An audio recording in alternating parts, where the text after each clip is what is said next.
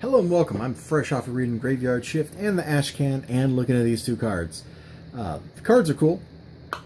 This one got a little dinged up. You can see it if the light strikes it. The cardboard's like been scratched or something, like pushed, but that doesn't matter. Little Ash Can was cute and funny. I don't usually go for like the super deformed chibi stuff, but I really like this top left panel here. I got a hoot out of that. All right, cool. The preface is out of the way. John Malin's Graveyard Shift. It's an appropriate name for a bunch of movie monsters. I feel like it's not the book that it was really advertised to be. That was kind of advertised as the X-Men with movie monsters or something. We definitely are not getting that. Instead, we're starting off with some red-hot infidel... Actually, I take that back. We're getting the X-Men. We have Logan, Cyclops, and Jean. Only their hair colors are all wrong. Anyway, these people were all scientists. Then they were terribly betrayed by another scientist. And now they're out for revenge. So that's Vladimir Blood, vampire. Miss Mayhew, or Mrs. Mayhew, the bride. Jonathan Harker's niece, Monster Girl. Jonathan Harker's a disembodied voice, naturally. And then, of course, there's the bride's husband. Have you seen my wife? Yeah, he knows what's going on, buddy. Don't you be fooling yourself. Anyway, we kind of jump around in time. So we start off in the present, get ready to go kick butt. And then we go back for an origin story. There's secret underwater laboratory. The art flows really well. It was really easy to read. I never felt like I didn't know what panel to read next, what text bubble to read next. Oh look, it's that page that was used to advertise it. I wonder why. This is super cool though, decanting this dude and then they kill him because he remembers, like, that is super grody. Oh look, the startling but inevitable betrayals begin. Yes. Look, so startling, so betrayal. I wish the book wasn't so heavy on narration.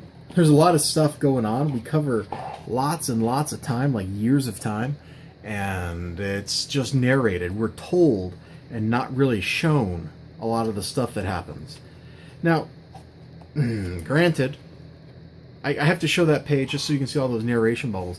Granted, but I can't show you the thing at the bottom of the page. Granted, when you're trying to cover a lot of time, you kind of have to narrate it. But man, that's what this book feels like. We get very sparse action when it does show up. It's pretty great looking. It's a lot of fun. Here's Congress turning into vampires, for example. Yeah, tell me he's not a Nazi. Come on, dude. This looks like a Nazi. He even got a skull on his shoulder, man.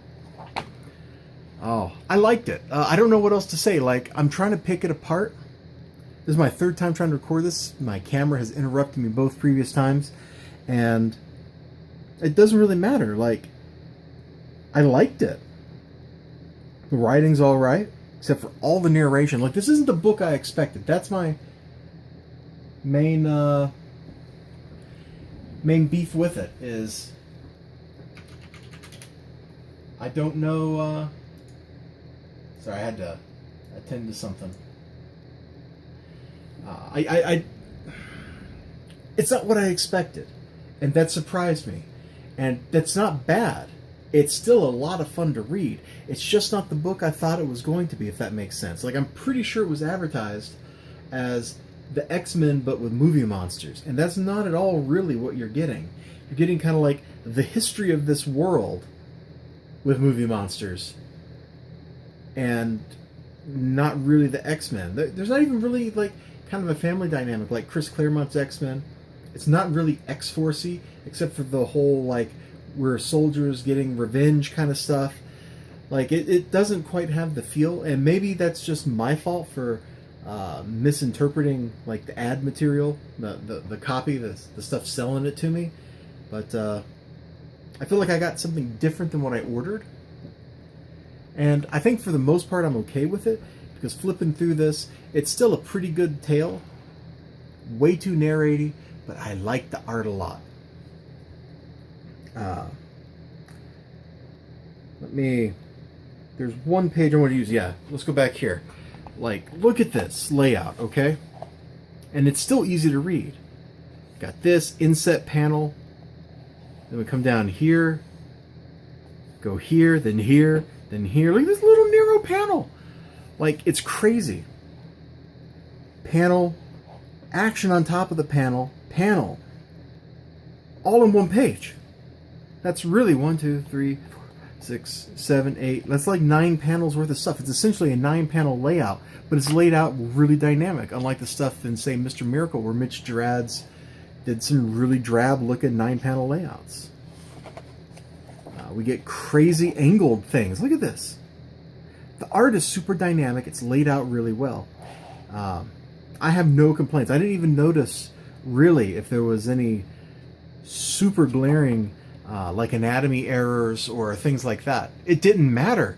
I was swept up in the art, and it guided me from panel to panel, text box to text box, and narration box to narration box, because Lord help me, there's about 5 million narration boxes in it.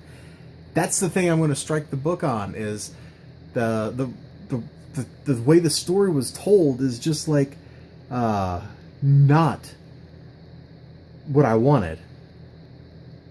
You know? I think you know what I mean. I think you know what I'm trying to get at here. I'm going to let you go. Thank you so much for hanging out with me.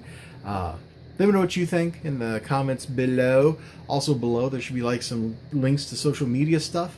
And if I remember, put up end cards. There should be some things to click on here, maybe over here, somewhere. There should be things to click on, and you should probably go click on them. I'd really appreciate it. Take it easy. I'll see you next time. Until then, bye-bye. By the way, this was pretty cool. I don't know if it was $25 worth of cool.